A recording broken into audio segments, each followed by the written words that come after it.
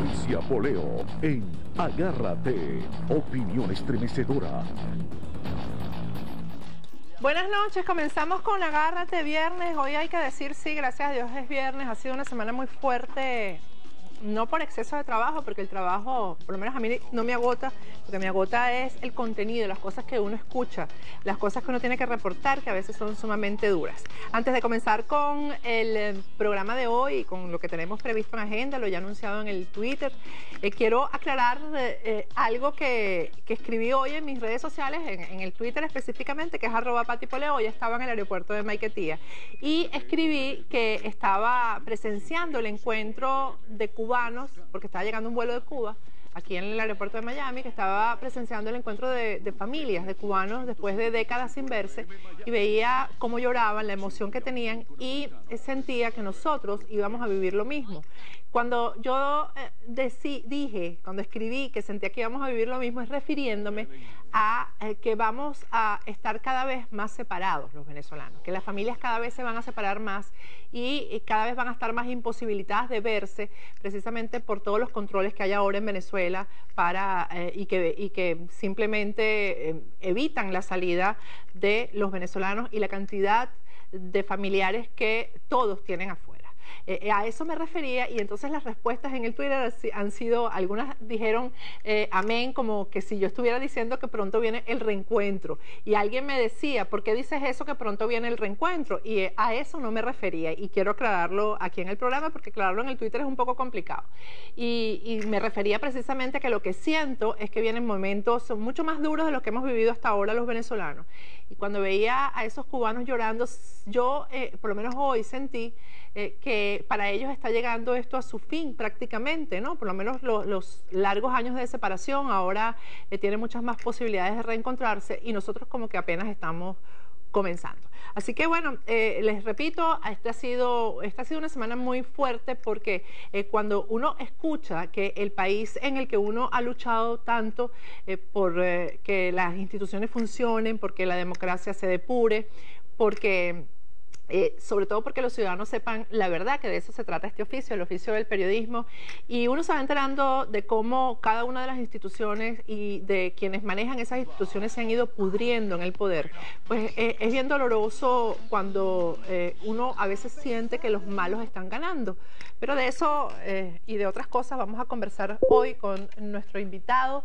Él es Anthony Dakin, él es ingeniero y fue asesor de seguridad del alto gobierno de Hugo Chávez. Es experto en temas de informática y de defensa, y con él tenemos muchas cosas que conversar. Ustedes todos pudieron ver, y quienes no lo vieron en vivo después lo vieron diferido, la entrevista que anoche le hice al periodista español de ABC, que ha revelado las declaraciones y los testimonios de venezolanos que han estado muy cerca del chavismo, que han sido de la confianza más directa tanto de Hugo Chávez como de Nicolás Maduro, y que ahora están contando verdades aquí en los organismos de inteligencia de Estados Unidos. Y Anthony Dakin se puede considerar que es un venezolano que estuvo muy cerca del presidente Hugo Chávez. Muchísimas gracias por haber atendido nuestra llamada, Anthony. ¿Me escuchas? Ahora te escucho. Bueno, gracias por estar aquí con nosotros y por enfrentarte también incluso a las dudas que algunos tienen de lo cerca que estuviste de Hugo Chávez, ¿no? Porque esas dudas siempre se presentan, sobre todo en un país que está tan polarizado. Anthony, cuéntame qué es un asesor de seguridad. Mira, es una persona que nadie conoce, es una persona que tiene que tener muy bajo perfil, y es una persona a la cual está involucrada con funcionarios de alto rango. Yo era asesor de seguridad de la Comandancia General del Ejército, como también fui asesor de seguridad de la Dirección de Armas y Explosivos del DARPA. De igual forma tuve la oportunidad de trabajar como asesor de seguridad en el Ministerio Interior de Justicia. Por lo general, el éxito de un asesor de seguridad es que nadie debe conocerlo. Que no se sepa que está ahí, por supuesto, ¿no? No, eres la persona más invisible del mundo. Estamos hablando de qué años y con qué ministros y con qué jefes trabajaste, Anthony. Mira, yo comencé en el año 97 a trabajar con la ONIDEX, la antigua ONIDEX, todavía estaba el presidente Rafael Caldera como presidente. Tuve la oportunidad de trabajar directamente con la Fiscalía de Regulación, dando algunas asesorías en sistemas precisamente lo que tenía que ver con hubo una carencia de laminados para la cédula de identidad y estamos enfrentando un problema serio con la falsificación de los pasaportes. Por esa razón, bueno, se me dio la oportunidad de asesorarlos a ellos. En el año 98, cuando gobernó el presidente Chávez, obviamente cuando pasa todo este tipo de cambios, ellos deciden que había que mantener la continuidad con lo que se estaba haciendo en la administración del presidente Caldera, y bueno, ellos deciden mantenerme en ese cargo y comienzo a trabajar directamente con ellos. Ministros, muchos, me tocó ser testigo del 11 de abril, me tocó ser testigo de muchos eventos, estar presente en lugares donde quizás nunca me imaginé que iba a ser un elemento clave en todo esto en la historia de Venezuela. Pero mira, tuve la oportunidad de trabajar con Carolina Tamayo, tuve la oportunidad de trabajar con Jessica Com, tuve la oportunidad de trabajar con, obviamente, Pedro Carreño, el ministro Chacín, trabajar directamente también con el señor Tarek El Aizami. Fueron varias administraciones, hubo la continuidad con el sistema de identificación en Venezuela. Tuve responsabilidades más que todo en la parte en el equipo colaborador, en la modernización del sistema de identificación, en la primera fase con los pasaportes, en la segunda fase con el documento de identidad, que es la cédula electrónica, la cual ha traído muchísimos problemas, y a raíz de la cédula electrónica, bueno, ese ha sido un sistema que ha sido el pilar y la bandera para cometer una serie de irregularidades y manejar la voluntad del venezolano a criterio precisamente de los cubanos. Anthony, la primera pregunta referente o repregunta referente a tu respuesta es ¿por qué decidieron dejarte en el cargo? Porque ya ellos se sabía cuál era su proyecto de país, ¿no? Ellos, en mi opinión, nunca aplicaron la de como vaya viniendo vamos viendo, sino que ya ellos venían con un plan, ¿no? ¿Y por qué deciden que Anthony Dackin tiene las condiciones para participar con ellos y quedarse con ellos asesorándolos en este plan? Mira, una sola cosa, yo trabajo en sistema de identificación, yo soy experto en sistema de identificación, soy especialista y he estado inclusive ligado a una asociación internacional que se llama Smart Card Alliance. Mi trabajo realmente tiene que ver y ha sido desarrollado sobre la plataforma de documentos seguros, transferencia de datos electrónicos. Previamente a eso, obviamente mi relación en Venezuela con la ONIDEC y con la asesoría que brindé en la parte durante la administración del gobierno de Caldera, había muy pocas personas que conocían a fondo el tema del sistema de identificación. De hecho, la razón por la cual se me ratifica tiene que ver con la licitación que se le dio a Hyundai, donde obviamente ganó la empresa Hyundai. Ajá, eso te lo iba a preguntar, Anthony, discúlpame, porque Hyundai ganó la licitación y se la quitaron. Eso te lo iba a preguntar. ¿Por qué le quitan la licitación? Además, que Hyundai incluso introdujo un recurso legal.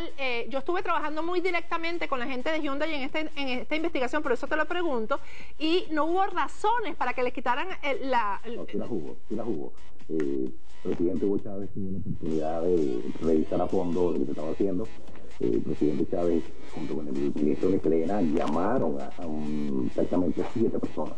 En total fuimos 7 los que se llamaron a consulta para preguntársele si la licitación a la cual se le había otorgado la Buena Pro reunía las condiciones y los requisitos en favor de Venezuela. Yo recuerdo que en el momento que tuve la oportunidad de conversar con el presidente Chávez, mi primera eran 5 minutos para decir exactamente si el pliego cumplía o no cumplía y si realmente la licitación estaba ajustada a derecho.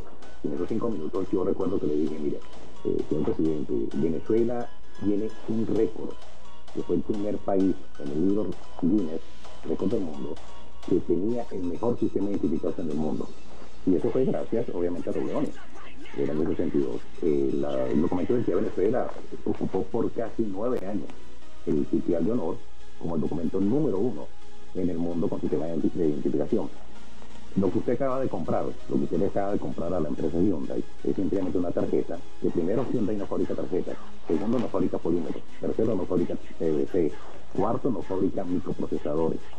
Quinto, le están comprando eso a un agente externo. No tienen la experiencia. Sexto, no es un sistema propietario. Entonces, comencé a enumerar cada una de las razones por las cuales no se podía precisamente tener O sea que sí fue en buena ley que le quitaron la concesión. Totalmente. Aparte hubo sobre cada una de las... ¿Estoy escuchando una música de fondo? Sí, sí, yo también la estoy escuchando. Lamentablemente. Vamos a ir a un corte, Anthony, y para resolver este problema, porque también me está costando mucho entenderte y este tema es sumamente delicado. Así Te que... cuento que la música no está de mi lado. Sí, sí. No, yo también la estoy escuchando aquí. Vamos a ir a un corte y al regreso continuamos hablando con Anthony Dakin. Estos temas tan delicados de seguridad y que se han manejado en Venezuela para cosas nada buenas, digamos, nada positivas y que tienen que ver incluso con el terrorismo. Ya regresamos. Regresamos con Agárrate. Disculpen el problema que había de audio. Lamentablemente yo me di cuenta tarde, gracias a que el invitado lo dijo. Vamos a continuar con la entrevista. Tenemos a Anthony Dakin, que fue asesor de seguridad del alto gobierno de Hugo Chávez. Anthony, vamos a entrar en este tema del fraude electoral que ha causado además tanta frustración en los venezolanos, porque cosas que se sabían ahora están como confirmadas y ya son parte de las declaraciones que testigos protegidos están dando aquí en los Estados Unidos, ¿no? Y esa es una de las materias que tú manejas con gran experticia. ¿Ha habido fraude en Venezuela, en conclusión? Porque este tema, fíjate, lo más doloroso de la entrevista de ayer es que el periodista nos decía que se había, y eso lo sabemos, que había un acuerdo por parte de los dirigentes de la oposición de no decir nada para que la gente no se frustrara, pero yo considero que a la gente hay que decirle la verdad de la situación, porque si no, esto no va a terminar nunca. Mira, vamos a comenzar por un principio. El principio es, Chávez ganó una sola elección, que fue en el año 98. Obviamente, cuando se hizo la elección de la constituyente, la asistencia del voto fue masiva. Eso dio como una directriz de ver cuál era la forma como se pronunciaban los venezolanos y de qué manera ellos querían participar. A raíz del 11 de abril, cambian todos los parámetros, y cuando cambian los parámetros es cuando deciden de alguna u otra manera que el gobierno de Hugo Chávez no tenía el respaldo. Entonces viene un famoso decreto, que es el decreto 2823, que salió en la casilla 37871. Este decreto es el inicio del fraude. Este decreto tiene que ver con misión de identidad, y cómo nace la misión de identidad, y a partir de este decreto se comienza a manipular las bases de datos. Entonces, desde primeras denuncias que he venido formulando que hay precisamente una diferencia de 5 millones de votos. Entonces, esos 5 millones de votos vienen dados y vienen representados en que la auditoría que se hace en el CNE y la auditoría que se hace en el SAINE... Mira, Anthony, discúlpame, hay problemas de audio y parece que es porque tú tienes un micrófono además del de la computadora. Entonces quítate el micrófono adicional que tienes y usa solamente el de la computadora. ¿Me escuchas bien ahora? Ahora sí. Ok. Ok, finalmente. Ok, el problema del fraude es con el decreto que te estaba comentando, 2823, en la Gaceta 37871. A raíz de ahí se comienzan a manipular las bases de datos. Las bases de datos que existen en la ABC, que es el archivo de venezolanos cedulados, y que es el que controla la UNIDEX, el SAINE, y el archivo que es el registro electoral permanente. La única elección que ha ganado el presidente Chávez por mayoría fue en el año 98. A partir del año 2004, todas las elecciones las ha perdido el partido de gobierno del PSOE. Lo que han sido manipuladas. Y la manipulación ha sido desastrosa. Ahora, yo quiero que tú me aclares, Anthony, por dónde viene la manipulación, porque se habla de manipulación de las máquinas y yo no creo que la manipulación venga por ahí. Yo también creo que hay que sumar una cosa. Mira, la manipulación viene por las máquinas. Las máquinas no son, como ellos dicen, unidireccionales, son bidireccionales. Uno, la manipulación viene con los multicedulados. La manipulación viene con, obviamente, al finalizar el proceso electoral, se manejan electrónicamente la voluntad de los venezolanos. La manipulación viene que hay centros electorales que no tienen testigos. Estamos hablando de centros ubicados en la región 1 y en la región 3, donde inclusive el censo que se ha hecho en esas regiones y la población no superan los 300.000 habitantes, pero estamos hablando de que generan casi 1.700.000 votos. Entonces, eso es sumamente delicado porque la manipulación se ha hecho de varias formas. Mira, el fraude no ha sido el mismo que se repite consecuentemente. El fraude ha tenido la particularidad que él ha ido evolucionando, ha ido creciendo, ha ido mutando de alguna u otra forma. La primera vez que se hizo fraude, que fue en el año 2004, donde obviamente se manipularon 1.197.000 votos para que Chávez no fuera revocado, cuando realmente sí fue revocado. A partir de ahí comienza cada uno de todos estos problemas que se presentan obviamente en Venezuela. La Mesa de la Unidad Democrática no quiere hablar de fraude porque ellos consideran que estamos desmotivando a que la gente vaya a votar. Lo que estamos simplemente es alertando a las personas indistintamente usted de la forma como vote, indistintamente de lo que usted quiera hacer, existe la posibilidad de que el gobierno manipule esa voluntad que usted está haciendo. La mejor forma de hacerlo sería ir a hacer un proceso de elecciones manuales. Y yo creo que es lo más práctico y lo más tangible en estos momentos.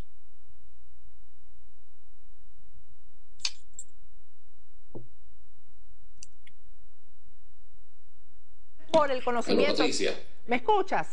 Sí, perfecto, ahora sí te escucho. Ok, tú te viniste a los Estados Unidos precisamente porque fuiste perseguido en Venezuela por el conocimiento que tenías de esta situación.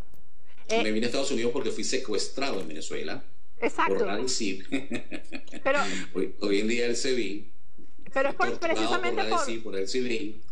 Y obviamente algunos amigos que tengo en el ejército me ayudaron a salir.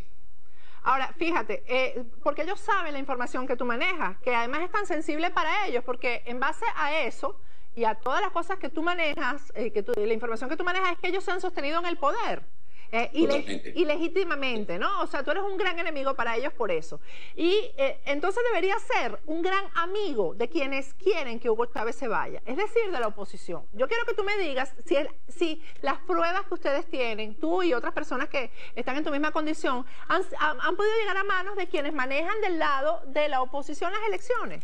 Yo tuve la oportunidad de antevenir a Venezuela, y me secuestraron en noviembre. El 12 de noviembre del año 2009, momento terrible. A la semana posterior yo tuve la oportunidad de reunirme con algunos dirigentes que en su momento, en el año 2009, eran claves. Igual como me reuní inclusive con el alto mando militar, tenía algunos amigos ahí, que fueron, inclusive algunos de ellos me ayudaron para salir. Y cuando me reuní con ellos, me reuní para decirles exactamente las razones por las cuales me habían secuestrado y para compartir con ellos algunas de las cosas. Y yo recuerdo que las 5 personas con las que me reuní, que no voy a mencionar en estos momentos de la Mesa de la Unidad Democrática, porque yo creo que eso en su momento debido vamos a tocarlo. No les interesaba. Decían, mira, tú no puedes venir a decir esas cosas aquí, y tú no puedes decir esas cosas aquí porque tú lo que estás es incentivando la abstención. ¿Qué confianza tenemos que lo que tú estás diciendo es cierto? Si tú eras una persona que venía trabajando con el régimen, hasta el momento tú has venido haciendo un papel importante, ellos te han escuchado, y tú tuviste responsabilidad con la modernización del sistema de pasaporte, tú tuviste responsabilidad con la modernización del sistema de identidad, tuviste responsabilidad con la modernización del sistema de base de datos del archivo venezolano cedulados. Es cierto, y precisamente por eso, conozco y porque me mantuve relacionado con la información que se manejó, por eso es que sé dónde se está haciendo el fraude y cómo se está cometiendo el fraude. Pero había habido un acuerdo de gobernabilidad, un entendimiento entre algunos líderes de la oposición, de la Mesa de la Unidad, que simplemente tienen empresas que siguen manteniendo negocios con el Estado. Entonces no hay un interés en Venezuela realmente de salir de ese sistema de dictatorial que existe, de ese régimen. Si hubiera un interés por salir, yo particularmente invitaría a que las universidades hicieran auditoría del sistema electoral. Inclusive yo les puedo decir cuáles son las bases de datos que tienen que revisar, con datos y con pelos y con detalles. Inclusive les puedo decir exactamente, tú quieres demostrar cómo se hace el fraude. Cuando estén haciendo las elecciones en ese momento, vamos a auditar las máquinas y vamos a darnos cuenta que las máquinas tienen un procesador de 4 núcleos, que las máquinas son bidireccionales, que las máquinas están transmitiendo en ese momento, que la llave criptográfica la tiene el técnico electoral de la mesa electoral. O sea, hay muchísimas cosas que se pueden demostrar, pero no veo una intención. Si nos contamos manualmente, depositamos ese voto, ese papelito, una urna transparente, y contamos al final, y vamos a hacer el mismo proceso que hacíamos. ¿Quién lo maneja? ¿Quién maneja? Anthony, es porque las máquinas no comparan la huella dactilar en el momento con la huella dactilar que existe en el SAIME, sino que es una base de datos propia, inventada por el CNE, no es ni siquiera ni la huella que existe en el archivo de venezolanos cedulados.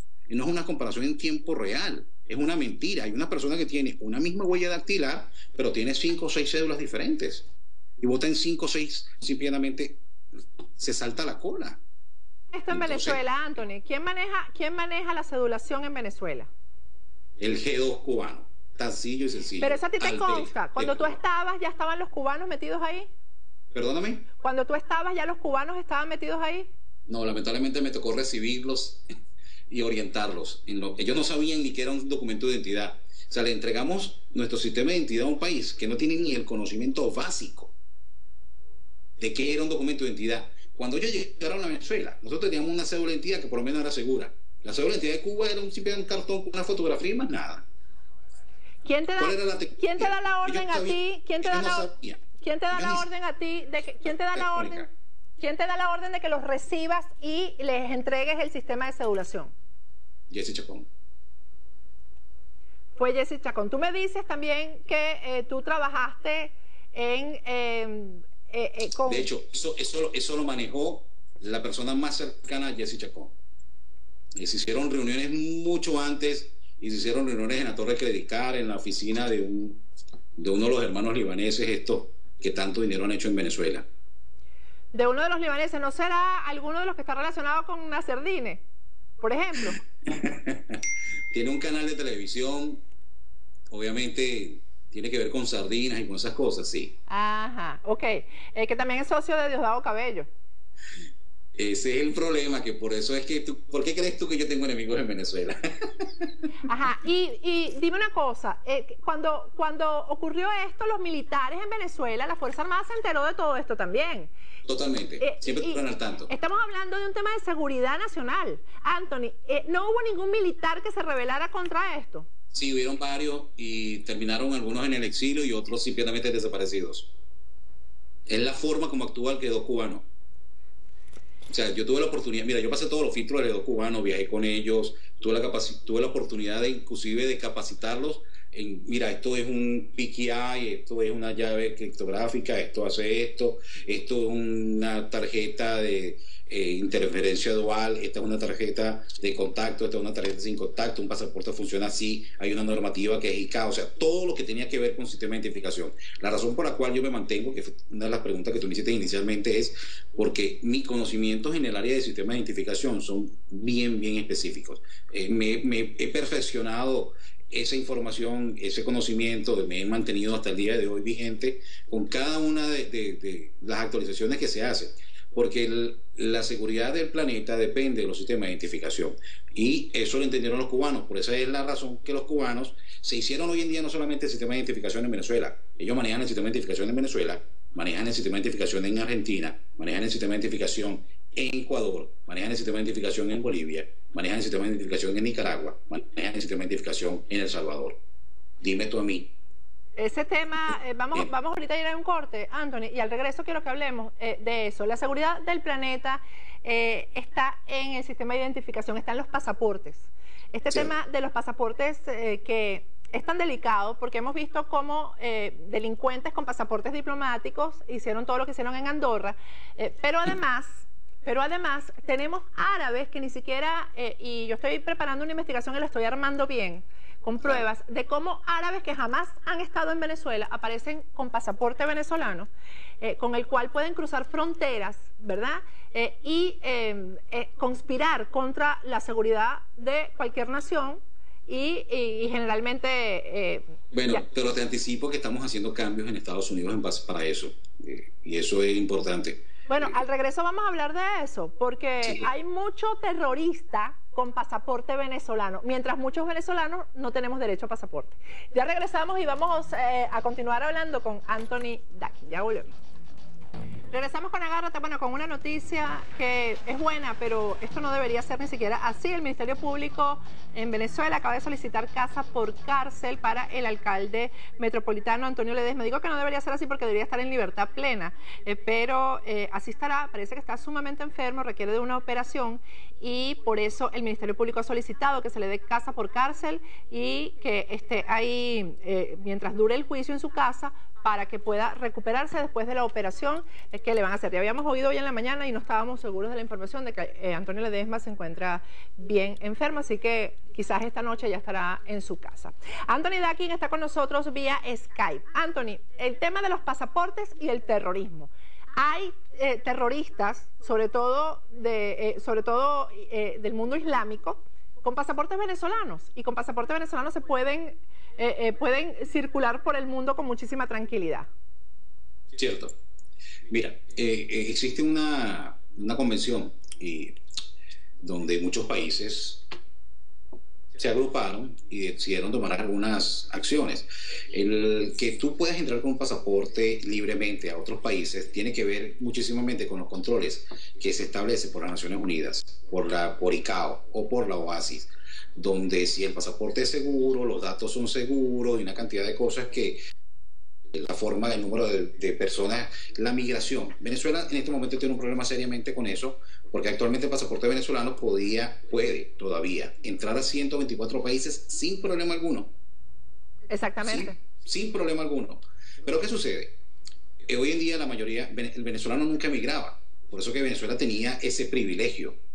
Entonces, lo que sucede es lo siguiente, que cuando tú entras por España, o cuando tú entras por Francia, o cuando tú entras, hoy en día ya no lo puedes hacer por Inglaterra, tú nada más presentabas el pasaporte, hacías el proceso migratorio en ese momento, te colocaban un sello, pocas preguntas, y simplemente veían que el pasaporte era original, era emitido obviamente por el gobierno de Venezuela, y eso te daba a ti como que un salvoconducto, ¿sí? Mira, la persona cumplió con los requisitos que se deben de tener para otorgar un pasaporte, y no habían dudas. Las dudas comenzaron cuando comenzaron a salir estas personas extremistas, estas personas del Islam, estas personas obviamente iraníes, que comenzaron a viajar, de que no tenían obviamente la fisionomía del venezolano, natural del venezolano, y cuando los entrevistaban... ¿No hablaban español? La mayor sorpresa, no hablaban español, no hablaban castellano, entonces obviamente hubo el cuestionamiento, ¿cómo tú tienes un pasaporte venezolano si no hablas el idioma? ¿Cómo lo otorgaste? Entonces, ¿cómo te lo otorgaron? Entonces, entraban en una serie de anomalías. Eso ha despertado muchísimo. ¿Cómo sucede ahora cuando vienen ellos de Europa hacia Venezuela? Tenemos un pacto en Venezuela que se llama Mercosur. Usted nada más hace migración en Margarita, en Nueva Esparta, que es la zona de preferencia por donde ellos están entrando, porque es la zona donde, como el backdoor, donde podemos entrar, no mucha gente me chequea, no hago mucho ruido, y Nueva Esparta está llena de yihadistas, de islamistas, de terroristas, de la gente de la FARC y una cantidad de cosas para de contar. Entran por ahí, pasan después por el ferry, llegan a tierra firme, en tierra firme pueden viajar a Brasil, muestran nada más el pasaporte, no hacen migración por el hecho de que tiene Mercosur. Llegan a Colombia, muestran el pasaporte, no hacen migración por el hecho de que es Mercosur. Y desde ahí pueden viajar sin ningún inconveniente hasta la Patagonia. Y no queda ningún rastro, que ese es el problema más serio que existe hoy en día para controlar migratoriamente a estos ciudadanos que tienen estos pasaportes. Ahora, hemos tomado una cantidad de medidas en Estados Unidos y se están haciendo algunos cambios precisamente para evitar eso. Pero yo creo que una de las medidas que habría que tomar es incluir a Venezuela en los países que colaboran con el terrorismo. Totalmente, es que eso debe ser así. ¿Y por qué no lo hacen? Porque este gobierno más bien saca a Cuba, porque Cuba no está ausente de todo esto que ha hecho Venezuela. Además, este cerebro debe ser de Cuba. El cerebro de todo esto. Es responsable, el autor intelectual de todo lo que está pasando.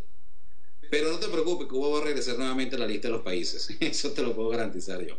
Bueno, sí, porque es que realmente esto no se comprende, porque además han avanzado, el terrorismo ha avanzado de la mano de Venezuela. Mira, definitivamente. Lo que pasa es que también tienes que tomar en consideración que el hecho de que los cubanos manejen sistema de identificación de 9 países es sumamente serio. Porque ahora no solamente emiten pasaportes venezolanos, ahora tienen la posibilidad de inclusive emitir un pasaporte boliviano, un pasaporte argentino, y eso está pasando.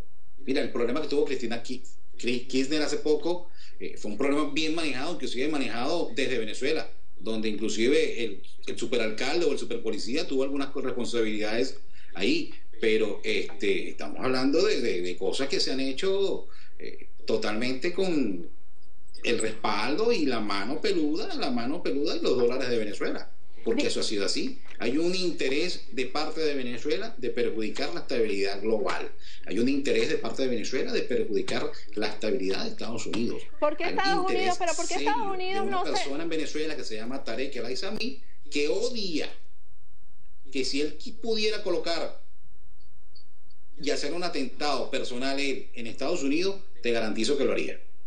¿Cuál ha sido el papel de Tarek? ¿Cuál ha sido el papel de Tarek el-Aissami en todo esto? Porque la información que yo manejo es que es el candidato del islamismo para ser presidente de Venezuela, además.